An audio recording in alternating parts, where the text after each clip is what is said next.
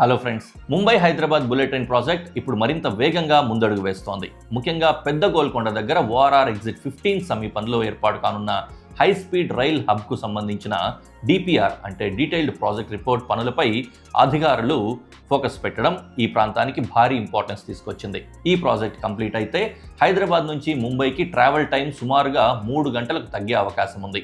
ఇది దేశంలోని 2 ప్రధాన ఆర్థిక కేంద్రాలైన హైదరాబాద్, ముంబై నగరాలను అత్యంత వేగంగా కలిపే కారిడార్గా మారనుంది.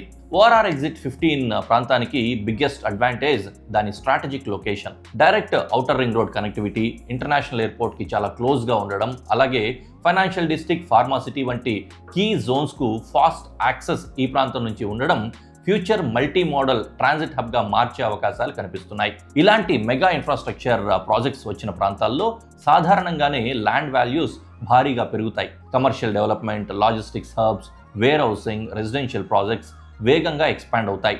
అందుకే శంషాబాద్, తుక్కుగూడ ఇంకా సౌత్ హైదరాబాద్ సరౌండింగ్ ఏరియాస్పై ఇప్పటికే ఇన్వెస్టర్స్ ఫోకస్ పెట్టారు. హెచ్ఎండిఏ 2031 మాస్టర్ ప్లాన్లో కూడా ఈ బెల్ట్ను హై గ్రోత్ అర్బన్ ఎక్స్పాన్షన్ జోన్గా ఐడెంటిఫై చేశారు.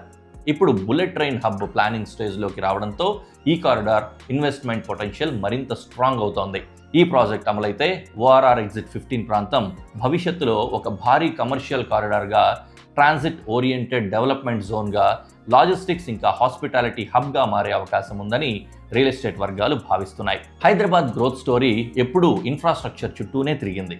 ఇప్పుడు ఆ next mega growth chapter ORR exit 15 దగ్గర ప్రారంభమయ్యే సిగ్నల్స్ కనిపిస్తున్నాయి. ఇలాంటి మరిన్ని రియల్ ఎస్టేట్ రిలేటెడ్ అప్డేట్స్ కోసం మా ఛానల్ని సబ్స్క్రైబ్ చేయండి.